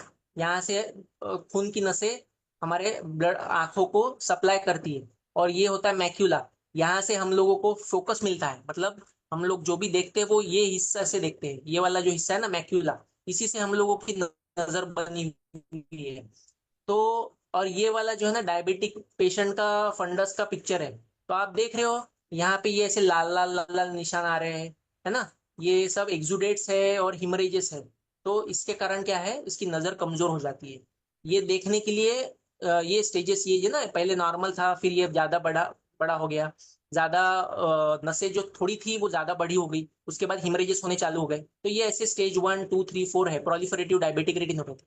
तो ऐसे खराब होती जाती है धीरे धीरे। ऐसा नहीं कि अचानक आज डायबिटीज हो गया और कल खराब हो गया, ऐसे नहीं। सालों साल लगते हैं ये सब चीजें होने में। लेकिन अगर शुगर कंट्रोल में होगी तो ये नहीं बढ़ेगा आगे, ये कंट्रोल में रहेगा। और अगर बढ़ गया, आगे तक बढ़ गया, तो फिर आपको डॉक्टर के पास जाना, आंखों के डॉक्टर को जाके दिखाना जरूरी है। और ये जो नीचे में फोटो दिख रहा है ना डॉट डॉट, यहाँ पे left hand side corner, left hand side lower corner में ये जो डॉट डॉट दिख रहे हैं, तो ये लेजर किया हुआ है। तो ये लेजर से जो ये ब्लीडिंग हो रहा था ऊपर में, उसको बंद कर दिया है नजर बचाने के लिए। तो ये लेजर थेरेपी किया हुआ है, उसका फोटो डाला है मैंने कि उसकी नजर बहुत कमजोर होने लग गई थी डायबिटिक रेटिनोपैथी के कारण। तो लेजर डाल के उसको वहां पे रोक दिया गया है उसका प्रोग्रेशन। अब ये तो पहले जो 3 बताए वो माइक्रोवस्कुलर थे, मतलब छोटी धमनियों में प्रॉब्लम होने के कारण हो रहा था ये। बड़ी धमनियों में जब प्रॉब्लम होता है तो क्या कॉम्प्लिकेशंस होती है, तो ये आपका स्ट्रोक मतलब पैरालिसिस होना। ये जो बड़ी नसें होती है ये ब्लॉक हो जाती है धीरे धीरे, इसमें कुछ अटक जाए, जैसे खून का थक्का अटक जाए, तो ब्लड सप्लाई कम होने के कारण ये ऊपर का हिस्सा जो है ब्रेन का, ब्रेन बहुत सेंसिटिव ऑर्गन है। और अगर उसका अगर ब्लड सप्लाई रुक जाए थोड़ी देर के लिए, कुछ सेकंड के लिए, कुछ मिनटों के लिए, तो वो खत्म हो जाता है। तो फिर आगे चल के पेशेंट को पैरालिसिस मारता है। तो किसी का मुंह टेढ़ा होना, आवाज में बदल आना, हाथ पैर में कमजोरी आना, वो रीजन है। ठीक है, तो ये स्ट्रोक हो गया। दूसरा है heart attack, chest pain, palpitation मतलब छाती में दर्द होना, धड़कन महसूस होना, पसीना छूटना, घबराहट होना, है ना। ये सब चीजें अगर होती है तो मतलब हो सकता है कि उसको हार्ट अटैक आ रहा हो। लेकिन इसमें एक और बहुत ध्यान रखने वाली बात यह है, डायबिटीज पेशेंट को ऑटोनोमिक न्यूरोपैथी होने के कारण अटैक भी आ रहा हो तो बहुत बार दर्द नहीं होता, पसीना नहीं छूटता। तो बहुत ट्रिकी है, मतलब उनके इसमें आइडेंटिफाई करना कि ये पेशेंट सीरियस है, ये बहुत ट्रिकी है। आप कोई कोई एसिडिटी की मेडिसिन देके उसको बोलते जा घर पे कुछ नहीं, एसिडिटी की मेडिसिन है खा ले आराम कर ले, घर जाके खत्म हो जाता है पेशेंट। तो वो थोड़ा ध्यान रखना है, कोई भी डायबिटीज के पेशेंट अगर कुछ भी बताता है उसको थोड़ा सा हल्के में नहीं लेना है। तीसरा ये मैक ये है, ये जो उंगली से ये चेक कर रहा है यहाँ पे पैर में, तो वो पल्स देख रहा है। यहाँ पे भी पल्स देखी जाती है, डॉर्सलिस पेडिस नाम की आर्टरी होती है यहाँ पे, उससे हम लोग पल्स देखते हैं, पेरिफेरल पल्स। तो ये पेशेंट्स में जिनमें बड़ी धमनियां, डायबिटीज में बड़ी धमनियां जिसमें ब्लॉक होने के चांसेस है, तो वो फ्लो, ब्लड फ्लो है कि नहीं वो देख सकते हैं। तो अगर किसी में अगर ये काला पड़ गया मतलब ब्लड फ्लो तो नहीं है बराबर, तो फिर वो तो उसका यहाँ से कटेगा ही, पैर कटेगा उसका यहाँ से। तो अगर कोई पैरों में जलन या दर्द बताता है तो उसकी ब्लड सप्लाई जरूर देखना है पैरों की तरफ, डॉर्सलिस पेडिस। ये ऐसे ही आप खुद का करके देखना, आपको वहां की पल्स फील होगी। दोनों तरफ की बराबर होनी चाहिए, अगर कम ज्यादा है तो मतलब कुछ प्रॉब्लम है। स्मोकर्स में बहुत कॉमन है, स्मोकिंग जो करते हैं ना, तंबाकू खाते हैं या स्मोकिंग करते हैं, उनमें ये बीमारी बहुत कॉमन है, तो वो ध्यान रखना। इरेक्टाइल डिस्फंक्शन ये मैंने बताया, नपुंसकता आना, ये भी कॉमन है डायबिटिक्स में। अब प्रिवेंशन कैसे करेंगे, इसको रोकेंगे कैसे, तो भाई पहले तो follow strict diabetic low fat diet. मीठा नहीं जमेगा। अब कुछ लोग कॉम्प्रोमाइज करते हैं, हम शुगर नहीं खा रहे हैं, चाय में तो शक्कर नहीं डाल रहे हैं पर हम गुड़ डाल रहे हैं, शहद डाल रहे हैं। किसी ने बोल दिया शहद चलता है, किसी ने बोल दिया गुड़ चलता है। तो ऐसा कुछ नहीं चलता, ना शुगर चलती है, ना गुड़ चलता है, ना शहद चलता है। उसके बाद खाना क्या चाहिए, तो भाई सलाद खाओ, ककड़ी, गाजर, टमाटर, मूली, पालक, मेथी, स्प्राउट्स मतलब अंकुरित अनाज, ये सब खाओ। प्रोटीन्स खाओ, प्रोटीन्स किस में है, तो वेज में क्या क्या प्रोटीन्स के सोर्सेस है, तो सोयाबीन है, उसके बाद पनीर है, उसके बाद दाल, हमारी जो दाल है उसमें है ना, ये सब चीजें खाओ। हाँ, उसके बाद नॉनवेज में क्या है, तो चिकन है, मटन है, फिश है ना, ये सब चीजें। एक्सरसाइज, एक्सरसाइज तो कोई नहीं करना चाहता। जितनों को बताते हैं वो सिर्फ हाँ बोलते हैं, हाँ हम लोग करेंगे करेंगे, कोई नहीं करता। वही सबसे बड़ा कारण है, क्योंकि एक्सरसाइज में शुगर जलती है, शुगर को जलाने का काम एक्सरसाइज करती है। तो आधा काम तो वही कर लेगा आपका शुगर कम करने का। नहीं तो फिर गोलियां बढ़ाओ या फिर इंसुलिन पर डालो, यही आखिर में यही बच जाता है हाथ में। तो अगर शुगर आप एक्सरसाइज करेंगे तो आपका जो है डोज भी बढ़ेगा नहीं, शुगर भी कंट्रोल में रहेगा, हेल्दी रहोगे। तो ये कॉम्प्लिकेशंस जो बढ़ रहे हैं ना इतने, किडनी के, हार्ट के, इसके उसके, वो भी कम रहेंगे। तो एक्सरसाइज तो बहुत जरूरी है। Regular monitoring of blood sugar, ये बात तो बता बता के थक जाते हैं कि भाई पेशेंट को हर बार एक एक महीने में खाली पेट और खाना खाने के बाद वाला fasting and post meal blood sugar महीने में एक बार तो कराना ही कराना है, देखने के लिए कि उसका ब्लड शुगर कंट्रोल में है या नहीं है। लोग 3 3 4 4 महीने, 6 6 महीने ब्लड टेस्ट ही नहीं कराते, चेक ही नहीं कराते शुगर, और उनका शुगर अनकंट्रोल बढ़ा हुआ रहता है। उनको भी कोई तकलीफ नहीं होती तो वो भी ध्यान नहीं देते। तो ये नहीं करना है। HbA1c जो है वो 3 महीने में एक बार करना ही करना है। और regular screening of micro and macrovascular complication, मतलब ये जो कॉम्प्लिकेशंस वो बताया मैंने अभी, तो ये चालू हुए हैं या नहीं हुए, इसको देखने के लिए स्क्रीनिंग करना। क्या स्क्रीनिंग करना? तो जैसे मैंने बताया था, वो डायबिटिक फुट में वो कर रही थी, एक डॉक्टर जो है वो चेक कर रही थी कि पैरों में नशे में कोई प्रॉब्लम है या नहीं है। तो ये चेक करना। उसके बाद आंखों के डॉक्टर के पास जाके फंडस चेक कराना। डायबिटीज जिनको है उनकी बात कर रहा हूँ, जिनको ऑलरेडी 10 साल से डायबिटीज है उनको ये चेक करना जरूरी है कि भाई कोई नेफ्रोपैथी तो नहीं हो रही है। उसके बाद ECG चेक कराना, कोलेस्ट्रॉल चेक कराना, है ना, ये सब चीजें चेक करना बहुत जरूरी है। तो ये रेगुलरली कराना चाहिए स्क्रीनिंग। फिर यूरिन टेस्ट करना कि यूरिन में कोई एल्ब्यूमिन या प्रोटीन जा रहा है क्या, तो किडनी पे असर पड़ना चालू हो गया है क्या, ये देखना जरूरी है। सोनोग्राफी करना साल में 1 बार या 2 बार, तो उससे भी पता चलता है। मैनेजमेंट क्या है? तो वही प्रॉपर डायबिटिक डाइट, किसी डाइटिशियन से एक बार मिल लेना चाहिए। जब आपको पहली बार डायबिटीज पता चलता है कि आपको डायबिटीज हो गया है, तो किसी एक डाइटिशियन से आपने कंसल्ट करना चाहिए कि क्या खाना चाहिए, कितनी मात्रा में खाना चाहिए, आपका वजन क्या है, आप क्या अफोर्ड कर सकते हैं खाने के लिए, आपका आपका रहन सहन क्या है, आपके यहाँ पे क्या खाना मिलता है, क्या आइटम मिलते हैं, फूड आइटम्स।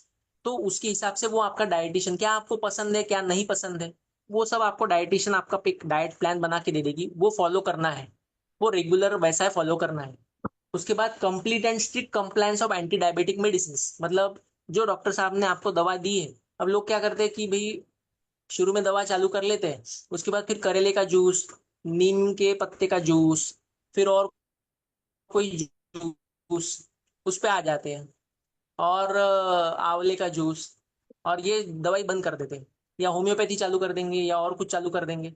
तो ठीक है, आपको लेना है आप ले लीजिए, लेकिन एटलीस्ट जो हमारी एलोपैथी की मेडिसिन है आप उसको कंटिन्यू करिए। आपको बाकी भी लेना है तो उसमें कोई बुराई नहीं है, लेकिन आप एलोपैथी की दवा चालू रखिए, वो बहुत काम करेगी आपका शुगर कंट्रोल करने में। तो जरूरी है कि एलोपैथी की मेडिसिन चालू रखें। आप ले सकते हो, आपको क्योंकि करेले के जूस में एंटीऑक्सीडेंट्स काफी है, उससे हेल्प ही होगी, उससे नुकसान नहीं होगा। अब नीम के इसमें भी एंटीऑक्सीडेंट्स है, विटामिन है, वो भी उससे भी हेल्प होगी। लेकिन वो कोई डायबिटीज की मेडिसिन का अल्टरनेटिव नहीं है, आपको वो तो लेनी ही लेनी। कभी कभी पेशेंट को बताया जाता है कि भाई आपको फुल डोज आपका ओरल डायबिटीज ओरल मेडिसिन जो है उसका फुल डोज हो चुका है, अब आपका कंट्रोल नहीं हो रहा है शुगर, फुल डोज देने के बावजूद। आपका लाइफस्टाइल भी आपने कर लिया बराबर, एक्सरसाइज भी कर रहे हैं, डाइट भी आपका बराबर, लेकिन आपका शुगर कंट्रोल नहीं है, और आपके फुल डोज चल रहा है ओरल मेडिसिन का, तो नहीं होगा। अभी तो डायबिटीज इंसुलिन पे डालना पड़ेगा। तो लोग डर जाते हैं, बोलते हैं कि इंसुलिन एक बार डाल दिया तो निकलता नहीं है। ऐसी बात नहीं है, आपके शरीर में इंसुलिन बन नहीं रहा है और डायबिटीज की मेडिसिन काम नहीं कर रही है, इसीलिए इंसुलिन पे डाला जा रहा है। वो कोई डॉक्टर को कोई शौक नहीं है इंसुलिन पे डालने का, लेकिन उसके सिवा कोई ऑप्शन नहीं है। इंसुलिन बहुत अच्छा मेडिसिन है, इसलिए कि उसके साइड इफेक्ट कम है, और वो ह्यूमन इंसुलिन ही है। दूसरा सिर्फ तकलीफ ये है कि उसकी सुई लगती है, वो डेली पेशेंट को सुई लगी, बारीक सुई है, शुरू में तकलीफ होती है, एक बार आदत पड़ जाने के बाद उसकी फिर तकलीफ नहीं होती है। तो insulin is a very good drug, वो भी ले सकते हैं अगर किसी को कॉम्प्लिकेशन है ये सब, और कुछ मेडिसिन ओरल मेडिसिन नहीं चलती, जैसे किसी को डायबिटिक नेफ्रोपैथी है, किडनी पे असर पड़ चुका है, तो उसमें वो मेटफॉर्मिन वगैरह चीजें जो है गोलियां वो नहीं चलती है। तो उस पर फिर वो किसी को नई जो नॉवेल मेडिसिन है वो बहुत महंगी है, तो फिर उससे जगह पे इंसुलिन सस्ते में आ जाता है, तो इंसुलिन पे ले लिए तो उसका किडनी तो बच जाएगा, शुगर भी कंट्रोल रहेगा और किडनी पे भी असर नहीं पड़ेगा। तो थोड़ा सा रेजिस्टेंस रहता है शुरू में, लेकिन काउंसलिंग जरूरी है पेशेंट को इंसुलिन के बारे में। और इंसुलिन से नुकसान नहीं है, वो बहुत अच्छी मेडिसिन है, उसकी कोई आदत नहीं लगती है। फिर regular followup with blood sugar test, जैसे मैंने बताया कि हर महीने में चेक कराना ही है। Do not overlook and ignore any new symptoms. कोई आप है, वो आपने उसको करना है, मतलब नहीं करना है, अरे नहीं हो गया है, नहीं हो जाएगा, ठीक हो, कोई गांठ लग रही है, अरे कुछ नहीं, थोड़ा सा फोड़ा फुंसी हो जाएगा,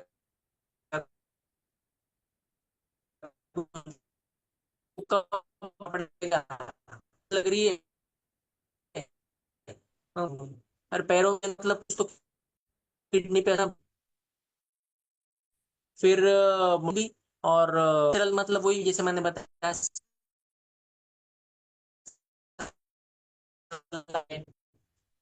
ना ये बहुत चल रहा है, तो भाई बहुत आम मत, तो पपाया, बाकी केला है, गावा है, तरबूज है, ये सब चीजें आप खा सकते हैं। आम वगैरह जिनका बहुत हाई अवॉइड करना चाहिए, नहीं खाना चाहिए।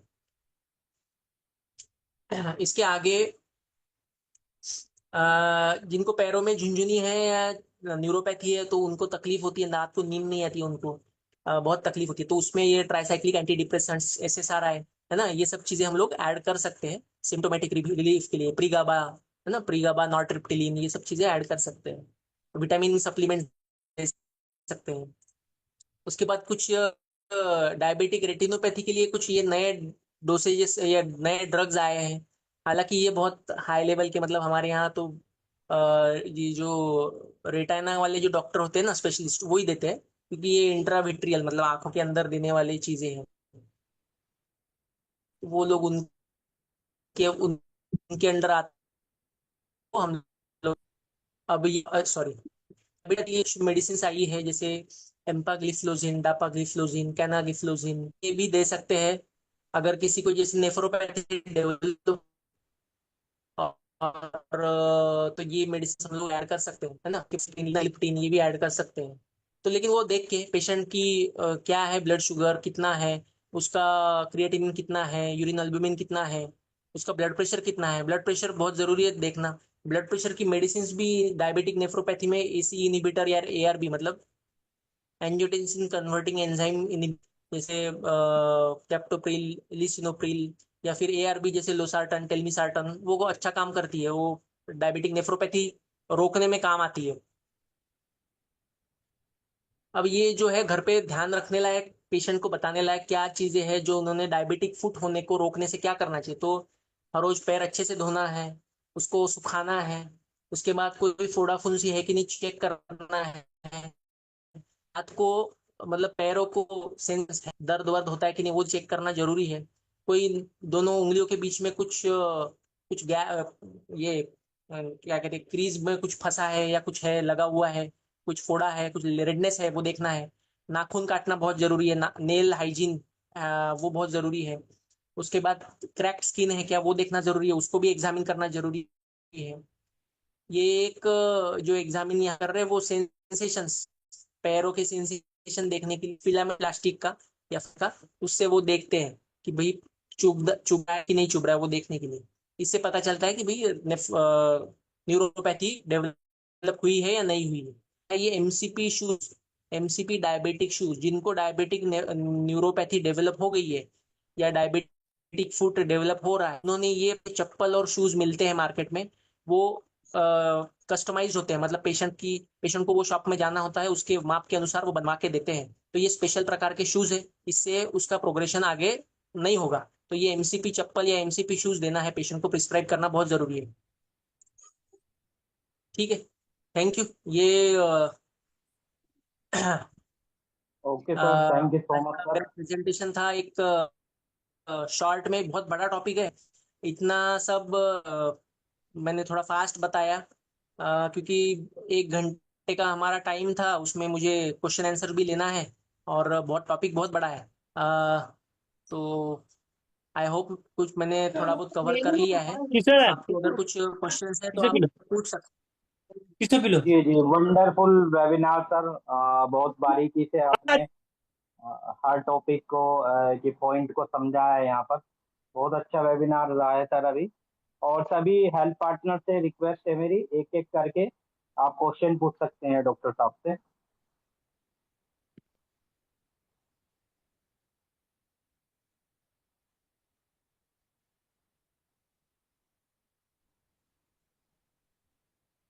जी, मैं वेट कर रहा हूँ आपके क्वेश्चंस के लिए। कोई किसी किसी का शायद म्यूट है, वो म्यूट अनम्यूट करना हेलो पड़ेगा, तब आप क्वेश्चन पूछ पाएंगे। जी। हेलो गुड इवनिंग हाँ जी, सर। हाँ। गुड इवनिंग जी। जी सर, मैं अर्पित यादव बोल रहा हूँ सिर्फ जी। जी मित्र के लिए सर। एक्चुअल सर मेरी माता जी को डायबिटीज हुआ है, आज से लगभग उन्हें 15 साल हो चुके हैं। जी। दवा चल रही है अभी, कानपुर से दिखा रहे हैं, इसके बच्चे सर को दिखा रहे हैं। जी। वो होता है कि उनकी डायबिटीज कंट्रोल नहीं होती है। दो फास्टिंग रहती है 200 समथिंग उनकी, 200 से कम नहीं आ रही है। फास्टिंग। हाँ, बाकी माता जी को प्रॉब्लम कोई भी नहीं होती है ना, तो दिक्कत बिल्कुल नहीं होती है माता जी को। जी। नहीं तो फास्टिंग अगर 200 के ऊपर है तो मतलब ज्यादा है। वो 100 के आसपास चाहिए, 100 140 के बीच में चाहिए, या उससे उसके बीच में, अगर क्योंकि एज अगर ज्यादा है तो 100 100 120 के बीच में रहती तो वो आइडियल लेवल है। तो वो उनका रिवाइज करना पड़ेगा। उनका पहले तो आपको एक बार डायबिटिक डाइट ले रहे नहीं ले रहे वो देखना पड़ेगा। अगर किसी डाइटिशियन से डायबिटीज आपने डाइटिशियन से एक डाइट बार। मान हाँ जी। डाइट रेजेंसी रेजेंसी हॉस्पिटल से बनी हुई डाइट है उनकी, वही चल रही है। हाँ, और नहीं बाकी मतलब अगर बस। डाइट प्लान अच्छा है और अगर वो जी घूम सर। फिरती है, एक्सरसाइज करती है, नहीं करती है तो वो करवाने बोलिए। और उनका मेडिसिन का क्या है वो मुझे आपको, मैं यहाँ पे जियो मित्र पे हूँ, तो आपको अगर जी उनसे सर। कुछ आपको दिखवाना है तो आप मुझे कंसल्ट कर सकते हैं, मैं इस पे पैनल पे हूँ।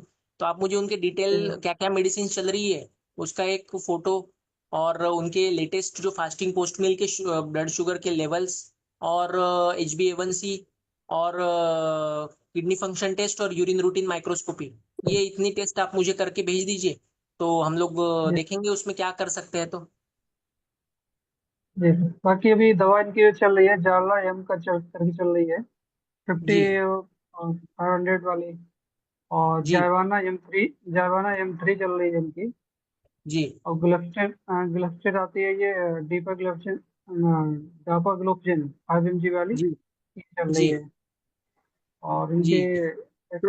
एटोरवास्टिन चल रही है सर। जी। जी। तो मैं इकोस्प्रिन। वही, हाँ जी, मैं वही बोल रहा हूँ कि ये सब मेडिसिन जो आपने मुझे बताई है, तो आपको आप जब कंसल्ट मुझे आप करेंगे तो उसके फोटो जी मुझे सर। लेके भेज दीजिएगा। और लेटेस्ट जी वाला जो सर। फास्टिंग पोस्ट मील वाला अगर शुगर का टेस्ट होगा तो मुझे बताइए, तो उसके अनुसार फिर मैं आपका जो डोज है वो चेंज करूंगा जी और सर। फिर वो बताऊंगा।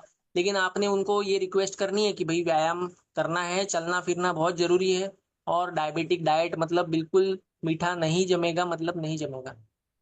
जी सर। एक्चुअली सर है क्या, डाइट तो फॉलो कर रही है, हम्म। बस ये है कि एक्सरसाइज नहीं फॉलो कर रही है। नहीं तो वो बहुत जरूरी है, एक्सरसाइज करना बहुत जरूरी है। अगर चलने फिरने में तकलीफ है तो हाथ की भी एक्सरसाइज कर सकते हैं, तो हाथ की ना सर, एक्सरसाइज प्रॉब्लम प्रॉब्लम तो कुछ भी नहीं है, बिल्कुल नॉर्मल है ना, कोई उन्हें दिक्कत भी कोई महसूस नहीं हो रही है। तो हर नहीं तो तरीके फिर से बिल्कुल फिट है। उनको एक्सरसाइज के लिए थोड़ा सा आप मोटिवेट कीजिए। थोड़ी देर के लिए, आधे आधे जी। घंटा जी। सर नमस्कार। नमस्कार जी। जी सीएल पांड्या सर जी सीएम पांड्या, महाजन, बीकानेर, राजस्थान से। डायबिटीज के लिए बता रहे हैं ये। जी। जी। जी, बताइए। हाँ सर, अभी जो कॉन्सेप्ट चल रहा है कि एक ये मोटा जो अनाज है सर, जैसे बाजरा है, जी। ये हमारे सर यहाँ पे मतलब ऐसा चल रहा है कि जो बाजरे की जो पहले मतलब बाजरा सर ज्यादा यूज करते हैं खाने में, उनको डायबिटीज संभावना कम हो जाती है सर। तो ये जो बिल्कुल। गेहूं है, ये जो अपन गेहूं खाते हैं सर, इसने भारत के अंदर डायबिटीज को बढ़ावा दिया है। बिल्कुल, तो ऐसा है कि मिलेट्स, बाजरा, राई है, उसके बाद और क्या कहते हैं उसको, मिलेट्स नाम का जो है ना, ज्वार, ज्वारी, तो ये जो चीजें है ना, इसका ग्लाइसेमिक इंडेक्स कम है। मतलब उसका शुगर बढ़ाने का जो पोटेंशियल है वो कम है। उसमें मिनरल्स भी बहुत है, विटामिन भी बहुत है। तो गेहूं से तो डेफिनेटली ये बेटर है। तो अगर आप पूरी तरह गेहूं छोड़ सकते हैं और पूरी तरह से ज्वार बाजरा पे आ सकते हैं तो वेल एंड गुड। अगर आप नहीं आ सकते उस पे तो मिक्स करके खाइए, गेहूं के आटे के साथ ज्वार बाजरा मिक्स करके खाइए। और एक हमारे सर राजस्थान के अंदर पूरी स्टडी हुई है कि राजस्थान के अंदर एक जाति पाई जाती है जिसको बोलते हैं रायका। रायका यस। जाति है सर, ऊंटों का पालन करती है और उसने हजारों लाखों वर्षों से ऊंटों का पालन किया है सर। उस समाज जी। के अंदर, उस जाति के अंदर आज तक कभी किसी को डायबिटीज नहीं हुई सर। तो जी। बाद में स्टडी में सामने आया, हमारे राजस्थान के बड़े प्रोफेसर ने उनमें स्टडी मारी, तो वो जी। सर जो फीमेल कैमल है उसका दूध पीते हैं सर। तो जी। फीमेल कैमल का जो दूध पीते हैं उसमें रिसर्च हुई है सर अभी कि उनको डायबिटीज नहीं होती।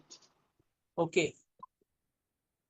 मुझे आइडिया नहीं है इसके बारे में, लेकिन अगर ऐसा है तो दैट इज रियली गुड। हाँ। उस जाति के अंदर सर हमारे रिसर्च निकली है यहाँ से, और जी। मेडिकल कॉलेज के डायबिटोलॉजिस्ट प्रोफेसर है अभी सर, जी।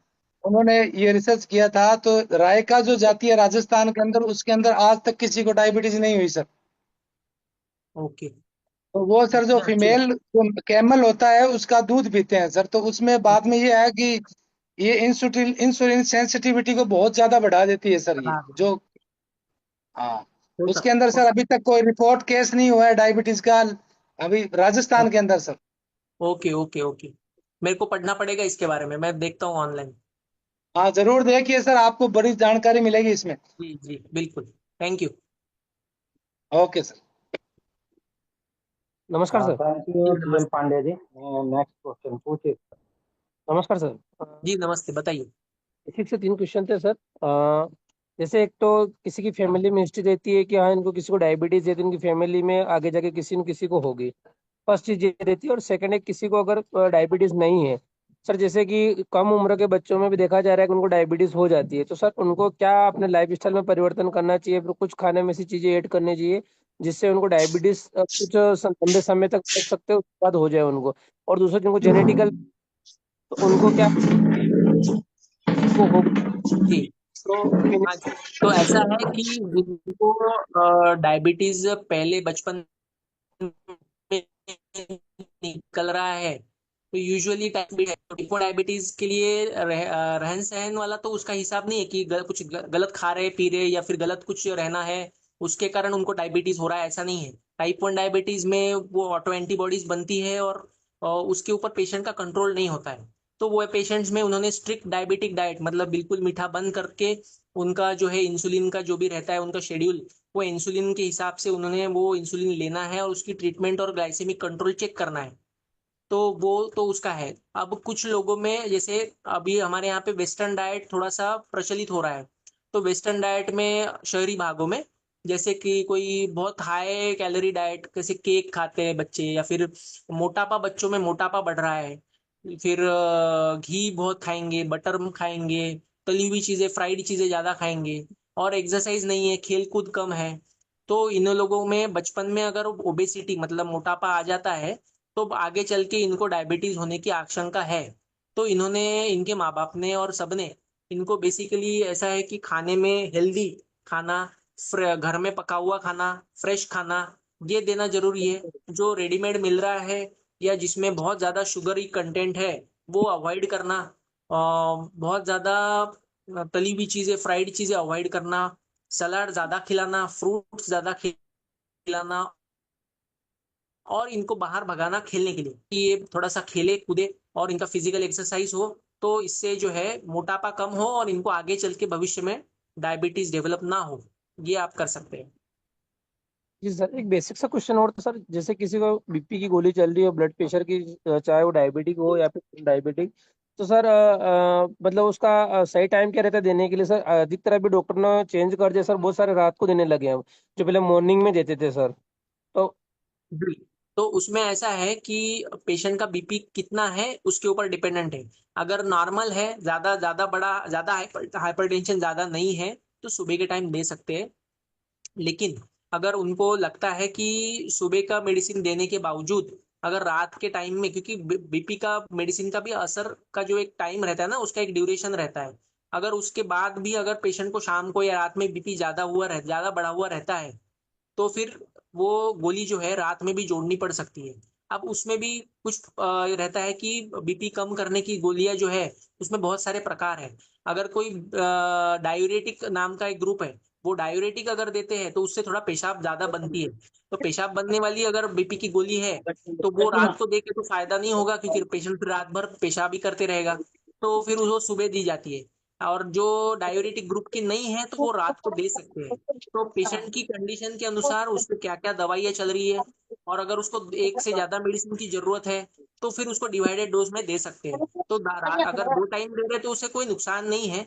वो पेशेंट का, वो डॉक्टर का डिसीजन है, वो कैसी देनी है, कब देनी है medicine, according to the patient. वो यूनिवर्सल रूल या लॉ नहीं है कि हर पेशेंट को सुबह के टाइम 7 बजे देनी है मेडिसिन, ऐसा नहीं है। Thank you sir. जी। Okay sir, thank you so much sir. और कोई हमारे हेल्प पार्टनर सर से क्वेश्चन पूछ सकते हैं अभी?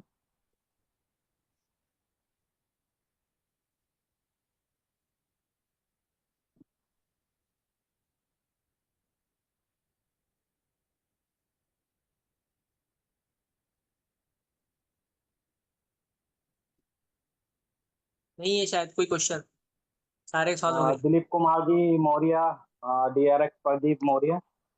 क्योंकि देखिए आज वंडरफुल वेबिनार ये चल रहा है अभी, ठीक है।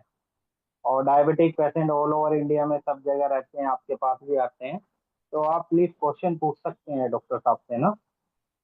कोई डाउट है कहीं तो वो भी आपका क्लियर हो जाएगा।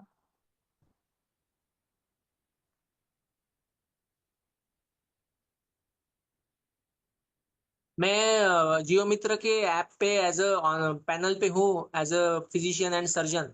तो अगर किसी के पेशेंट्स है जिनको डायबिटीज के लिए एक्सपर्ट ओपिनियन चाहिए, तो आप डेफिनेटली आप मुझे वहाँ पे कांटेक्ट कर सकते हैं, अपॉइंटमेंट ले सकते हैं, मैं अवेलेबल रहता हूँ। आप उस पे भी मुझे रेफर कर सकते हैं पेशेंट्स।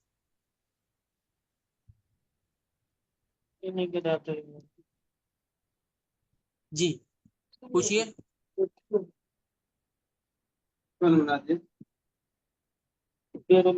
सर पूछिए क्वेश्चन, आपकी वॉइस नहीं आ रही है, पूछिए सर।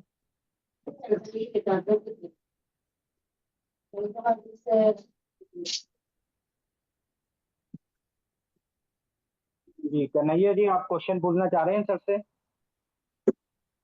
क्वेश्चन पूछना चाह रहे थे, हम कहीं पेशेंट देख रहे हैं इधर, इसीलिए अच्छा, इधर बात कर रहे हैं। कोई बात नहीं। कोई बात। तो ठीक है, फिर अभी कोई क्वेश्चन तो नहीं होगा, तो हम लोग एंड कर सकते हैं ना। Yes sir. ओके जी, थैंक यू सो मच। मुझे लगता एंड है कि थैंक यू थोड़ा सो बहुत मच सर। हेल्प हुआ है मेरे छोटा सा प्रेजेंटेशन का। लेकिन डायबिटीज के विषय में जो बोले आप, जैसे एलोपैथिक दवाई खिलाने के बाद पेन क्रियाएं तो ठीक नहीं होता है। जी दिन प्रतिदिन दिन प्रतिदिन रोगी परहेज के कारण कमजोर होता जाता है, लास्ट में जाके उसका पैरालिसिस ये सब अटैक कर जाता है। तो उसका जी। जड़ से खत्म करने के लिए डायबिटीज का क्या किया जाए? नहीं, जड़ से खत्म करने की अभी तक दवा नहीं आई है। नीचे वाला लास्ट लाइयो।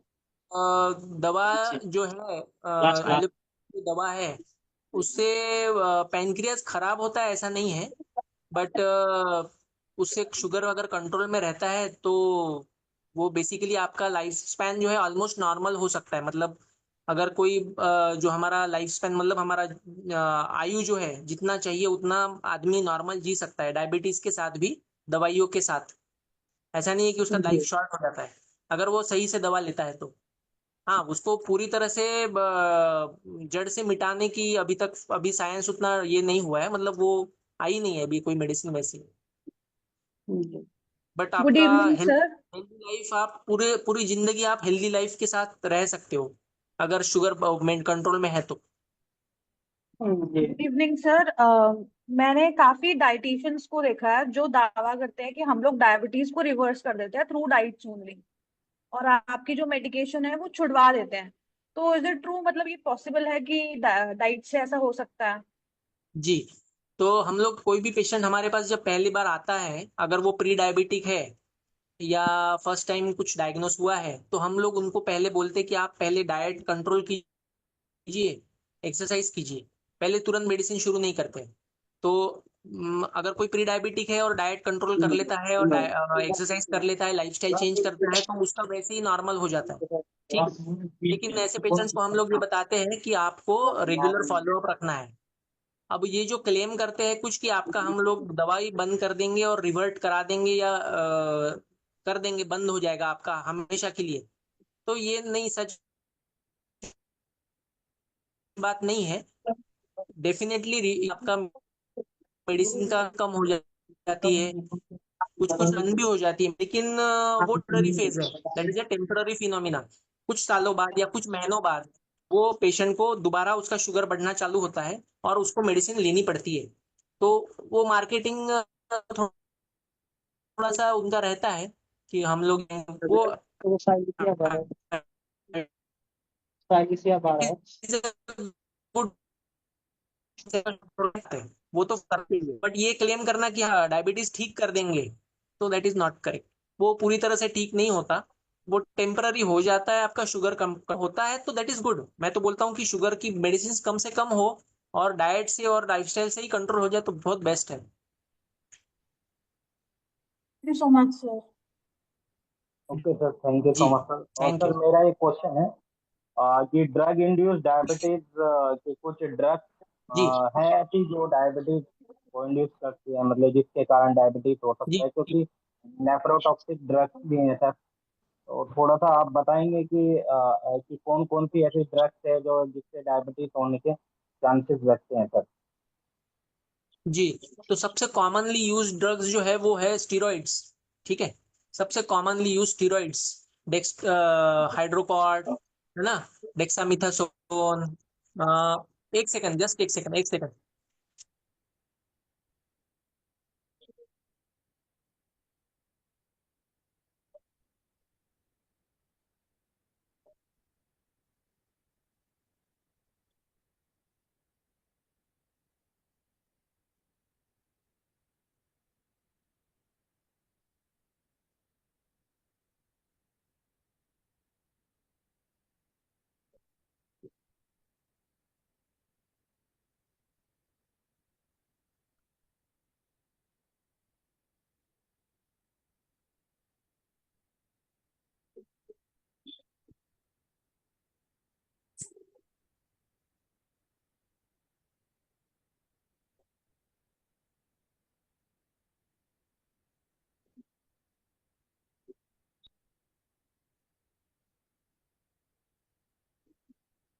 हाँ जी, मेरी आवाज आ रही है?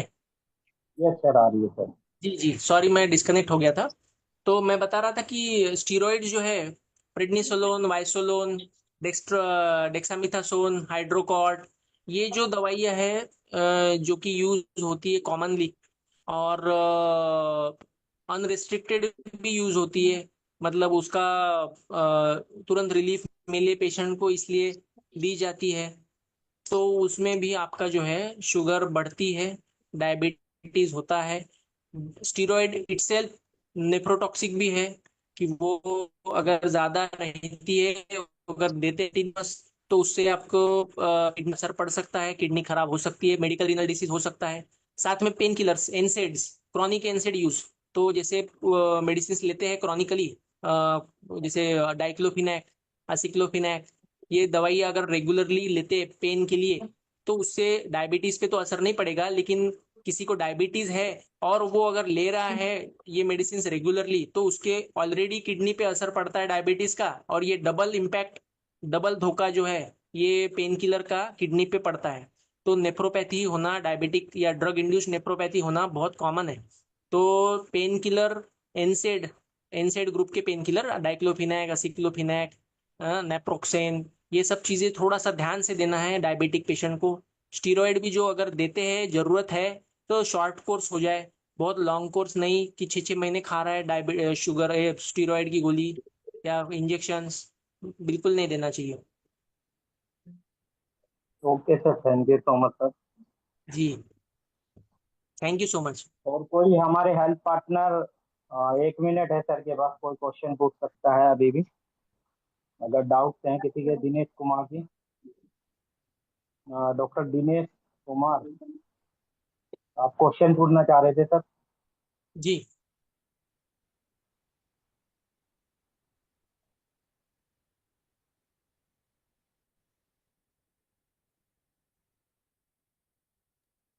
पूछिए।